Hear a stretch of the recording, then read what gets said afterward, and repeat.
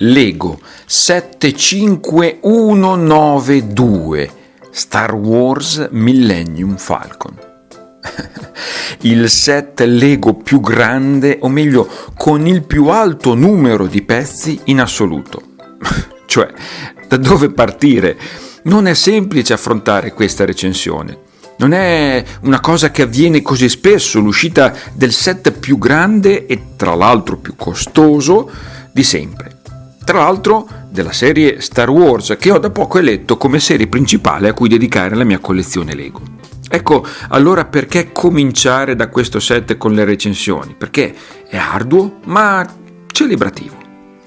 Arduo perché solo per inquadrarlo a dovere, già come potete vedere, suderò 7 camicie. Prima di cominciare però un doveroso ringraziamento anche ad Alvise, che mi ha aiutato a procurarmi questo set sottoponendo il suo fisico a duri sforzi, perché l'ho dovuto ritirare presso un Lego Shop a me distante e magari senza di lui questa recensione non sarebbe stata possibile. Quindi grazie Alvise. Bando però ora alle ciance e cominciamo ad inquadrare questo set sotto tutti gli aspetti.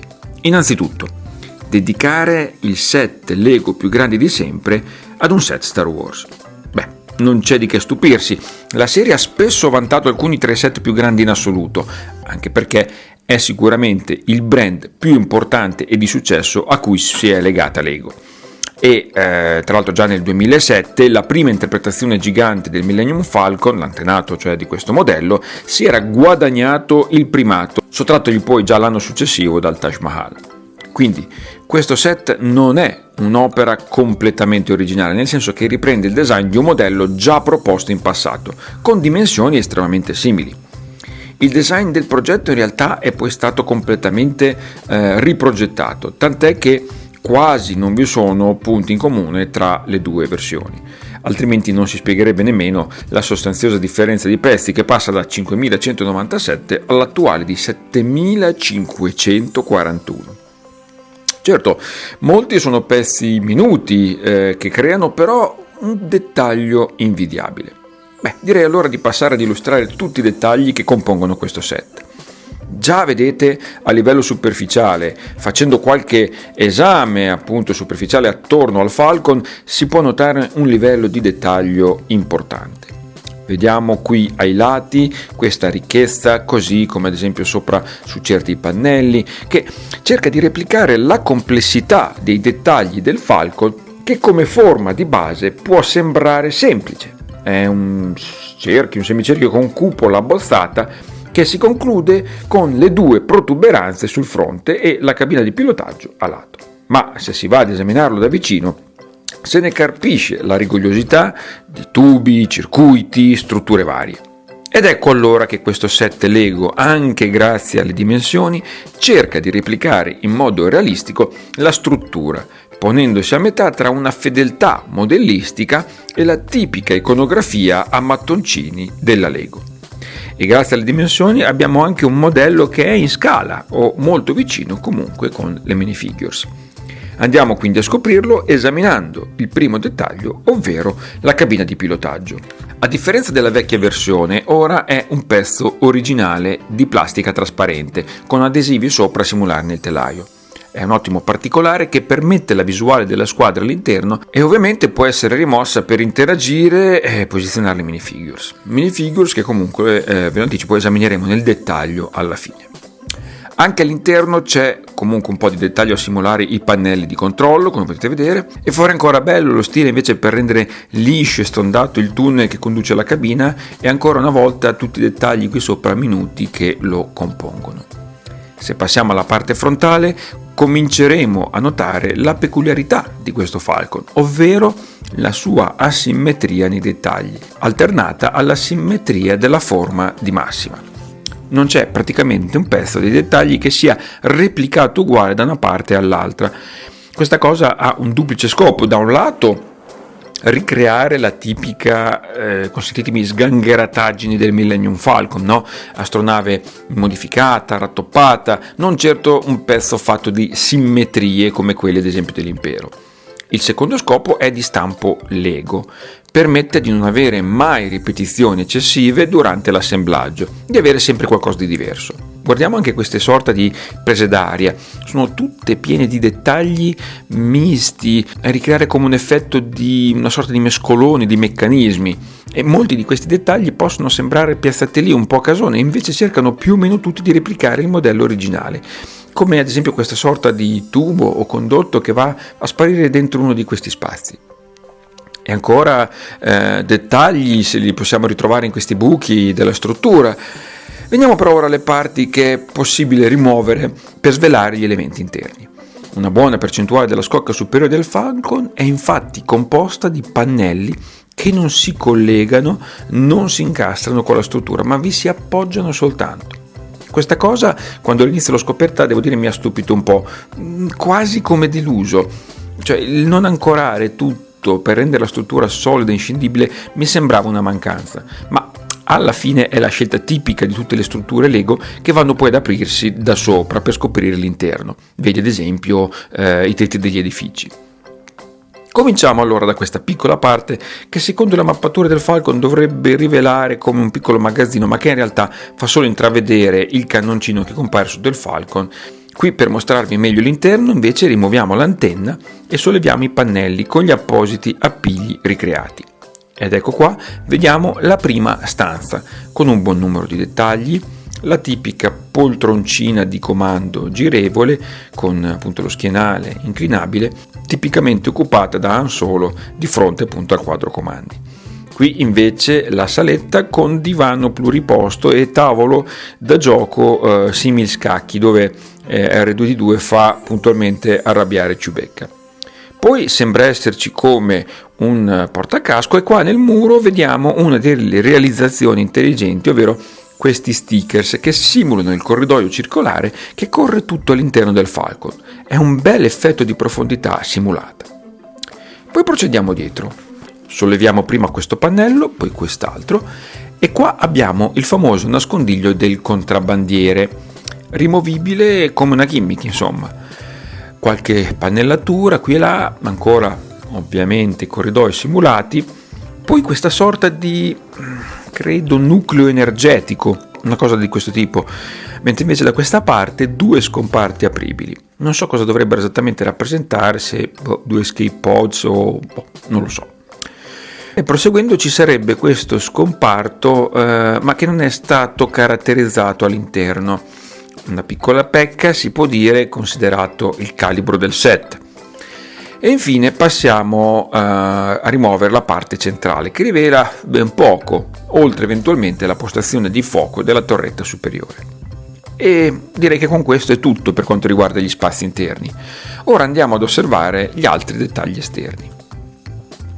Ovviamente, osservando la parte posteriore, spiccano le ventole, i 6 grossi sfoghi d'aria, ma qui e là ce ne sono anche altre piccole, alcune movibili come queste. Le 6 principali comunque sono realizzate davvero bene, specie rispetto alla precedente versione di questo Falcon, e sono composte da una masnada di pezzi infinita.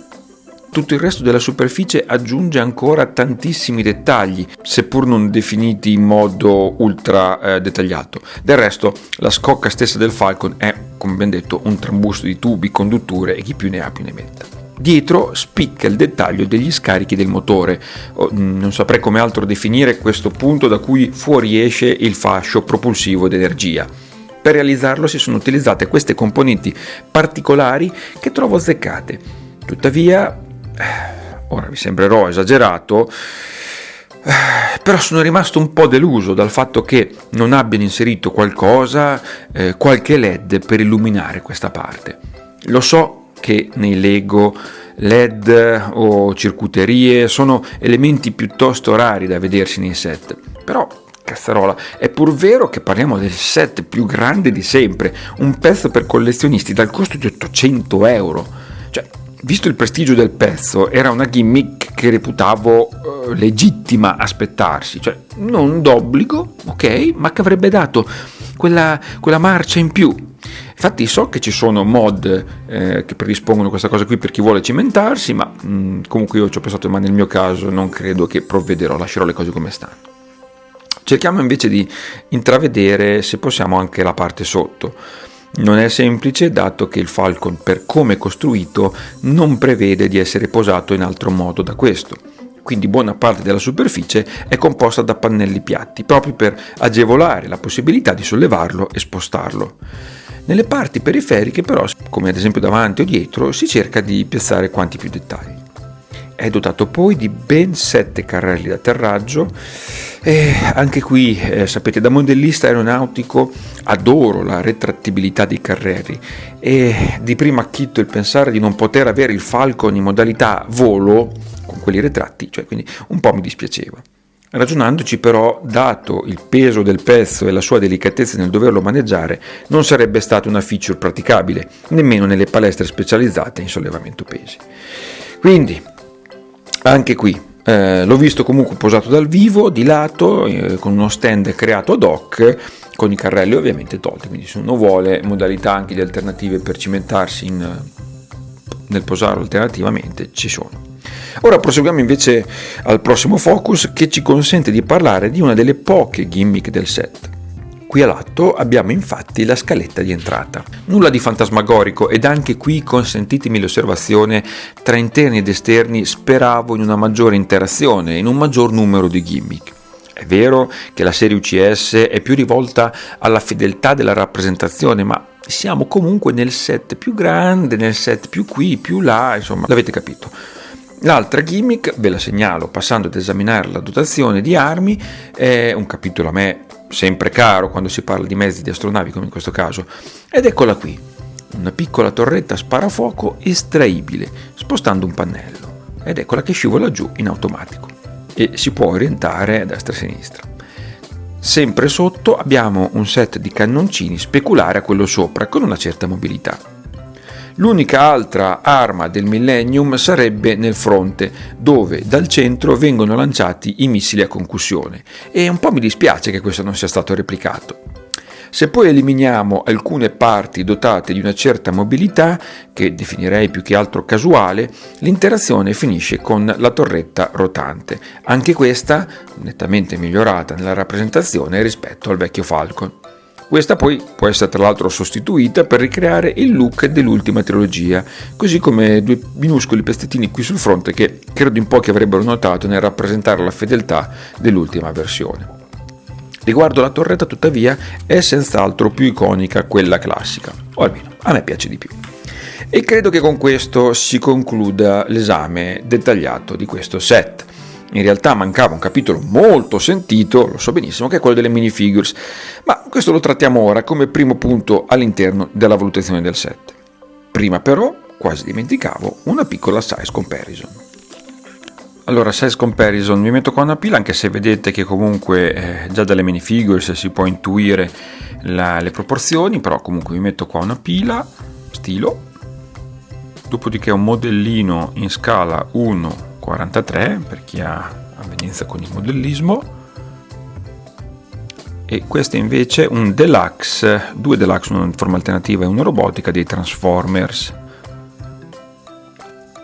È chiaro che se ve li mettessi, adesso ve li metto qui di fronte, ma se ve li mettessi qua di dietro, la differenza, anche se vi mettessi un'altra inquadratura per capire bene la vastità delle dimensioni di questa astronave, sarebbe molto più, però perdonate questa differenza di prospettiva, insomma cercate di intuirla.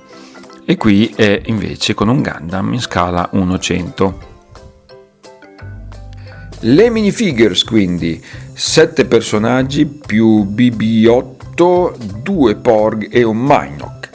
Il Mynock è realizzato bene e calza a pennello sul Millennium, dato che lo si può piazzare fuori dove si vuole, intenta nutrirsi di energia come una sanguisuga. BB-8 è invece BB-8, mentre abbiamo 3 personaggi dell'ultima trilogia, Finn, Rey e un Han Solo attempato. Mentre raffigurati in abiti della trilogia classica abbiamo Leila, solo da giovane, Chewbacca e C-3PO. Tutti e 5 gli umani hanno la classica doppia faccia, mentre su Chewbacca notiamo la dotazione di una balestra con gimmick sparante, una cosa sempre molto gradita questa gimmick. Si tratta di una dotazione discreta, ma appunto come minifigures è un po' al di sotto delle aspettative. Ed il motivo è sempre il medesimo: se sei il set più grande e costoso, perché non celebrare ciò anche con una dotazione altrettanto di vertice? Un equipaggio top avrebbe visto l'inclusione, ad esempio, di Lando Calrissian o quantomeno di Luke Skywalker R2D2. Quantomeno, insomma, di questi ultimi due, che in un set così totalizzante avrebbero completato quella che, insomma, può essere la cornice classica. Quindi, come voto per la dotazione di minifigures, mi sento di dare un 8, risicato però con le unghie, giusto perché, insomma, lo staff base del Millennium c'è tutto. Sul secondo parametro, ovvero l'interattività offerta e la dotazione, ecco che qui il giudizio travalica un po' la mera oggettività. Sì, perché dal punto di vista della fedeltà abbiamo un po' tutto, manca davvero poco. Sì, forse il missile a concussione avrebbe completato la dotazione in quanto ad armi, ma tolto quello non manca praticamente niente. E magari l'astronave in sé, che non possiede chissà quale arsenale o componente interattiva. Di nuovo, è una questione, diciamo, di prestigio. Si sente magari la mancanza di quel surplus, di quegli aspetti capaci di rendere altrettanto suprema e devastante l'astronave quanto il suo costo. Il LED di motore al posteriore ne era un esempio praticabile, secondo me. Ma comunque, concedo un buon voto, 8,5, un buon voto ma non eccellente. Il prossimo capitolo è il divertimento, l'appagamento durante la costruzione, che è un parametro fondamentale per un set Lego. In questo caso i toni, devo dire, non possono non essere entusiastici. Se è vero che in termini ingegneristici altri set, come ad esempio i Technics, per dire, possono colpirti di più, dobbiamo anche un minimo contestualizzare questo set, più votato, come abbiamo detto, alla fedeltà estetica, alla fedeltà strutturale, che non all'ingegneria meccanica. È palese che un peso devastante ce l'ha in questo caso il numero di pezzi, 7541, ripetiamolo. Non so quando rivedremo un set Star Wars con così tanti pezzi. Comunque, anche l'assemblaggio, per quanto votato all'estetica, grazie alla non simmetria dei dettagli, ce la mette tutta per non rendere monotona o ripetitiva la costruzione. Guardate qua che tomo! Tantissimi passaggi senza parti particolarmente dubbie o in cui ci si incarta. Anche solo per essere il set Lego più grande di sempre si merita, secondo me, un bel 9,5. Non un 10 solo perché magari altri set sanno essere più fantasiosi pur se più minuti. L'ultimo parametro è l'estetica. È un altro parametro in cui la soggettività ha un peso estremamente rilevante ed in cui la fedeltà al modello originale è solo una componente. La fedeltà c'è e non si discute. Sull'estetica in generale invece incido con un mio cavillo personale. Ovviamente il Millennium Falcon è forse l'astronave iconica per eccellenza dell'universo Star Wars, la protagonista. Le riconosco questo valore senz'altro, ma come estetica non mi ha mai entusiasmato come altre astronavi che hanno saputo invece titillare il mio gusto con il loro fascino. Pensiamo agli incrociatori imperiali o allo Super Star Destroyer con la loro fantastica ogività, pezzi che sicuramente tratterremo anche nelle future recensioni. Oppure si prende anche solo gli X-Wing, astronavi insomma che esteticamente mi hanno sempre affascinato di più. Ecco pertanto che questo Millennium Falcon raggiunge un voto di 9, dovuto però più alla sua qualità raggiunta dalla meticolosità del set più che dalla bellezza intrinseca del Falcon. Siamo pertanto al verdetto. Questo Millennium Falcon, questo set UCS 75192, il set Lego più grande di tutti, vale la pena? Merita quindi un giudizio positivo? L'avrete capito, senza dubbio sì. Gran parte del suo fascino deriva proprio dalle sue dimensioni e dall'essere il più di tutti. Che voi siate quindi collezionisti della serie Star Wars o anche solo collezionisti Lego, non potrete non subire il fascino di possedere la punta di diamante, il set con più pezzi di sempre. È un po' come il Gronchi Rosa o come il fascino della Gioconda. Se guardassimo solo a questo aspetto, il voto sarebbe già stampato a caratteri cubitali, 10. Ma poiché non ci soffermiamo al solo fascino dell'etichetta, nel voto confluiscono tutti gli aspetti discussi.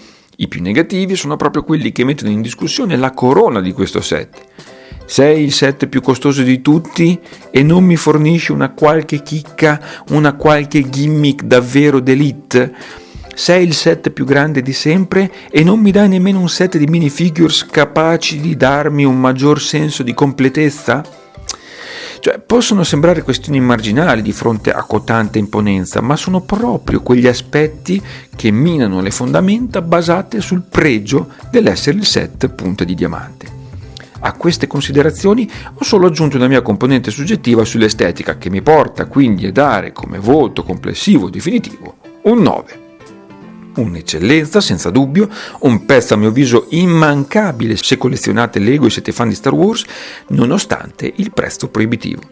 Ma per come la concepisco io, meglio un prezzo incisivo, ma dovuto al fascino di essere il set più ciccia di sempre, anche se magari sproporzionato all'offerta, che non sparigliare i propri soldi in tanti mini set poco significativi. Questa almeno è la mia visione di collezionista. Concludiamo qui questa corposa recensione, ma doverosa, vista la caratura del set trattato. Io vi invito ad iscrivervi al canale se vorrete vedere le prossime mie recensioni Lego Star Wars, ma non solo, mi concedo anche altre serie a tema Lego. Naturalmente vi invito anche a commentare per condividere la vostra opinione su quanto qui espresso, per confrontarci e anche se volete condividere la recensione se vi è piaciuta. Io vi ringrazio nel frattempo per la visione, alla prossima, ciao da Viper!